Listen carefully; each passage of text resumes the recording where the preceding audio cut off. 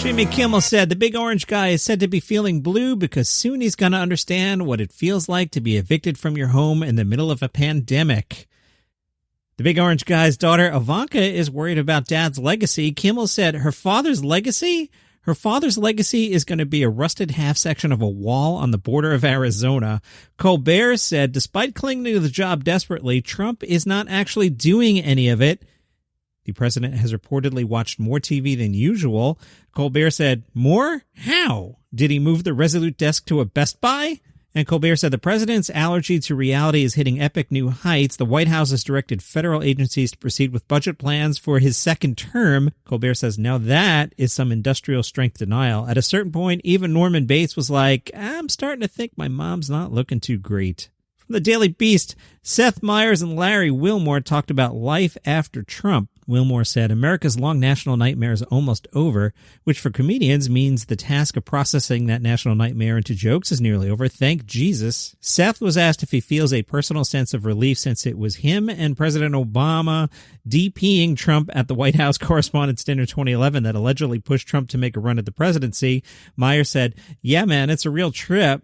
If you had told me when I walked off stage that night that people would be talking about it almost a decade later, I would have assumed, oh, great, that's how good I did. It says something about his ego, he joked when he said he would rather have killed and made Trump run for president than have bombed. Wilmore says that Trump has screwed things up for political comedians because they'll never be able to summon the same fire for Biden and Harris as they could for the current president. And he said, or do you just have to direct it to people like Mitch McConnell? Seth compared Trump to a heckler at a stand-up show that the comedian can crush so hard that he ends up being the highlight of the night. But if you're a good comedian, hopefully the next time you go out, you'll be able to succeed without the heckler there. So I feel like Trump's been the crowd work heckler for the last 4 years.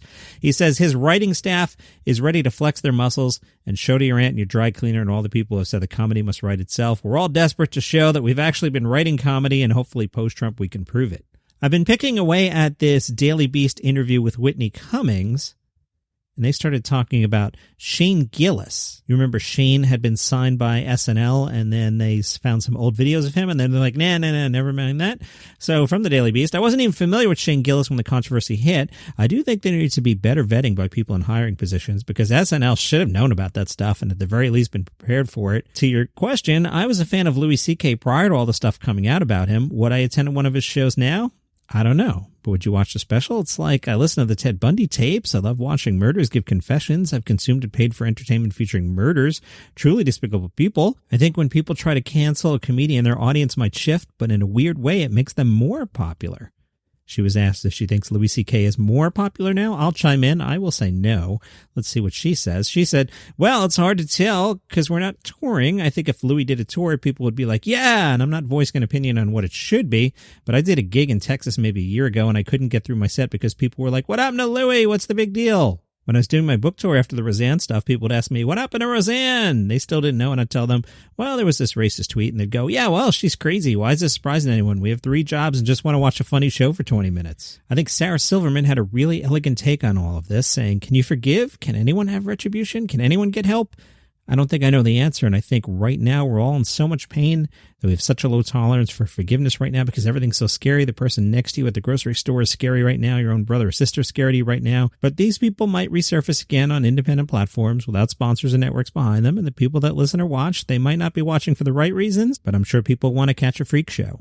From Variety, John Cleese is being accused of transphobia following a Twitter rant in which he defended Harry Potter author J.K. Rowling.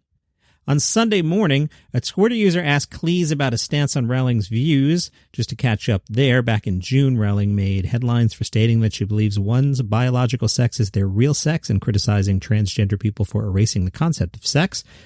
Cleese jumped in and said, I'm afraid I'm not that interested in trans folks. I just hope they're happy and that people treat them kindly. Right now, I'm more focused on threats to democracy in America, the rampant corruption in the UK, the appalling British press, the revelations about police brutality. Another user asked Cleese, why can't you just let people be who they want to be? Cleese wrote back, deep down, I want to be a Cambodian policewoman. Is that allowed, or am I being unrealistic?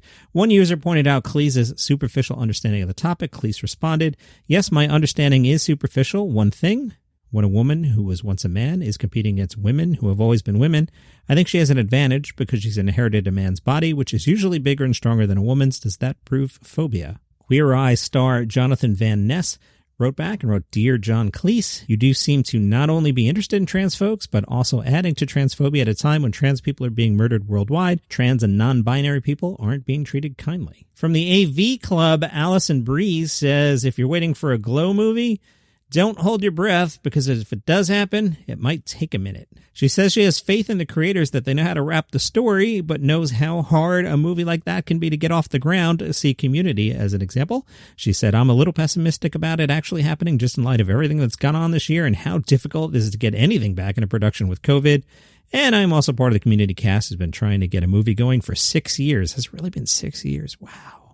Christina Catherine Martinez was one of the 20 comedians Vulture wants you to keep an eye on. She was asked, "How do we know you?" And she said, "I think the ad for my car has the most eyes on it. It's also common knowledge that I have the best legs in comedy." They asked her, "When did you feel you were funny enough to make a legitimate go at comedy?" She said, "I had the inverse revelation. Watching big comics falter at indie shows as they worked out their material made me think, all right, I know I can be at least as funny as that guy, and he's on TV." And if you've been looking forward to Coming to America, no, not Coming to America, the new one, Coming #2 America, the sequel, Amazon has let you down. There's a new release date, March 5th, 2021 for Coming to America. Originally, it was scheduled to come out in December, but it is not. That's your comedy news for today. Follow the show on Spotify. Click the, "Hey, let me know there's a new episode," little dongle there so you know there's a new episode, even though the answer is it published at 5:30 in the morning.